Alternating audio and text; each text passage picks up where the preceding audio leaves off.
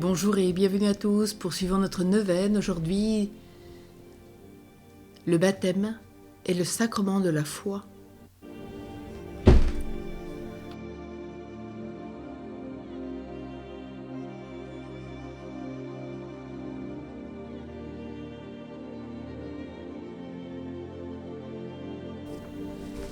Au nom du Père et du Fils et du Saint-Esprit. Amen. Invoquons l'Esprit Saint, l'Esprit d'amour, qui vienne nous apprendre à prier, à vivre de la grâce de notre baptême. Ce qu'il y a de fou dans le monde, voilà ce que Dieu a choisi. Ce qu'il y a de faible dans le monde, voilà ce que Dieu a choisi. Viens, esprit de feu, viens, esprit d'amour, viens, esprit de Dieu, viens, nous t'attendons.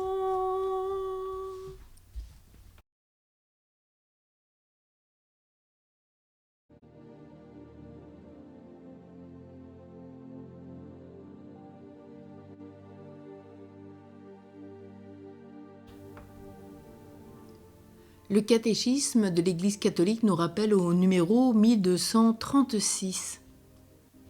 Le baptême est d'une façon particulière le sacrement de la foi, puisqu'il est l'entrée sacramentelle dans la vie de la foi.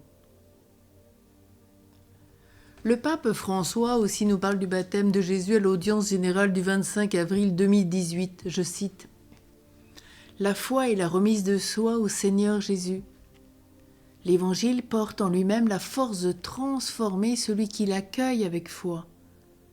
De plus, on ne va jamais seul à la fontaine baptismale, mais accompagné de la prière de toute l'Église. Celle-ci accompagne les catéchumènes sur le chemin du bien et les aide à se soustraire au pouvoir du péché pour entrer dans le règne de la grâce divine.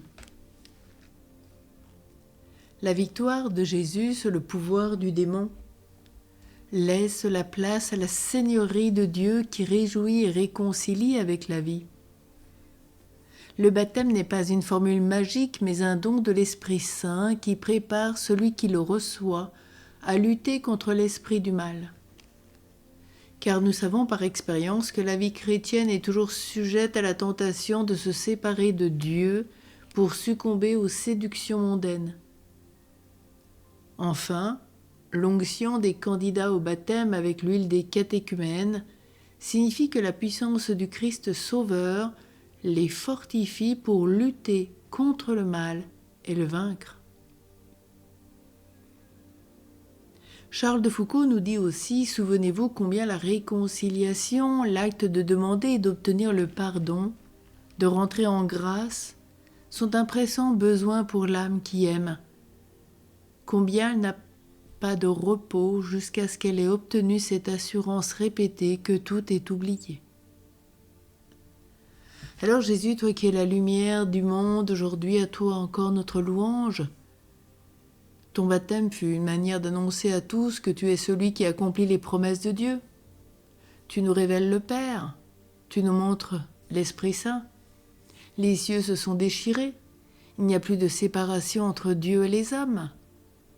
La communication entre Dieu et ses enfants est rétablie et elle se poursuit pour toute l'éternité. Quelle grâce, quelle promesse pour chacun et chacune d'entre nous. Ensemble, prions. Baptisé, qui es-tu ? Créé par Dieu, je suis né à nouveau par le baptême. Je deviens enfant du Père. Mon Dieu, je te rends grâce pour la vie que tu me donnes. Tu m'aimes toujours d'un cœur de Père. Pardonne-moi mes refus d'aimer et rends-moi fort dans le combat contre le mal. Baptisé, qui es-tu ? En frère aîné, le Christ m'invite à marcher à sa suite, à vivre en communion avec lui et avec tous les membres de l'Église, le corps dont il est la tête. Seigneur Jésus, je te rends grâce de m'appeler à ne faire plus qu'un avec toi et avec ton corps. Pardonne mes actes et mes paroles qui la blessent et la divisent. Toi qui es venu rassembler les enfants de Dieu dispersés, continue en moi et par moi cette mission au milieu des hommes et des femmes de notre temps. Baptisé, qui es-tu? Dieu a envoyé dans mon cœur l'esprit de son Fils pour être avec moi, demeurer en moi, m'unir au Père et à chacun de mes frères et sœurs. Esprit de Jésus, je te rends grâce, toi qui m'animes et me fais grandir vers la sainteté. Pardonne-moi d'étouffer si souvent ton inspiration. Éclaire-moi et donne-moi de ne pas me séparer de toi, cœur de mon cœur. Oh, merci mon Dieu, d'avoir fait de moi un baptisé. Donne-moi la grâce de vivre en un vrai enfant du Père, uni à Jésus, conduit par l'Esprit Saint. Amen. Et que le Seigneur nous bénisse et nous garde et protège la grâce de notre baptême. Au nom du Père et du Fils et du Saint-Esprit. Amen.